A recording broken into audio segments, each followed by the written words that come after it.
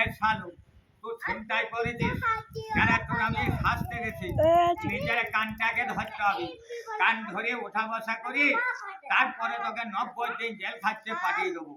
তাই এইভাবে বড়বাবু বসেছিল চেয়ারে এইভাবে বড়বাবু বসেছিল চেয়ারে তাই তুমি নিজের কানটাকে ধরো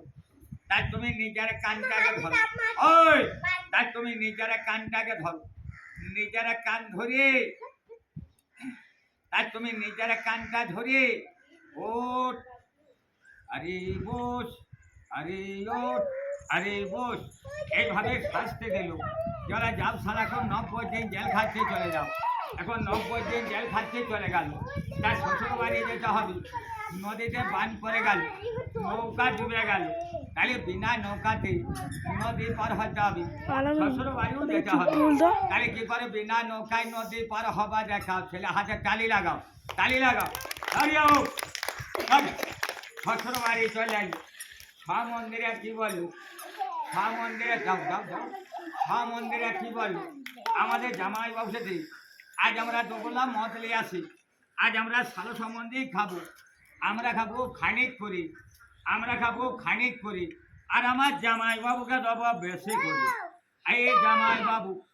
মাথায় জল নেবা আর তোমার নেশা ছুটবে না তোরও নেশা হয়ে গেছে সব মন্দিরে দুগুলো মদ সব ক্ষয় দিয়েছে তাই তোমার নেশা ছুটবে না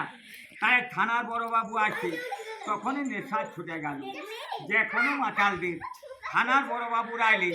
তাদের নেশা ছুটে যাবে তাই তুমি আই বসার খেলা শিখেছ পয়রা বাজি তাতে পয়রা বাজি দেখাও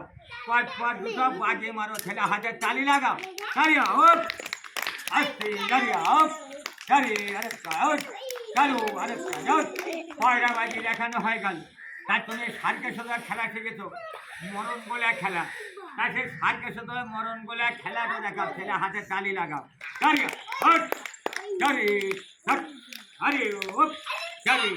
সার্কের সাথে মরণ গোলা খেলা দেখানো হলো সময়কে একবার সালাম করো যে আমার খেলা শেষ হয়ে গেল তাকে করে চাল বাবু সময় মেলে এনে দিও এখানে সালাম করো এরা 4 পয়সা নিয়ে দেবে না এখানে সালাম করো ওই মাথা ঠেকছে না যাও ছেলে কেউ ফাঁকি দিও না ফাঁকি দিলে তোমাদের গা আসতে মন হবে না আমি যেটা 4 পয়সা লোকেই দেখাতে আসবে যাও চলে যাও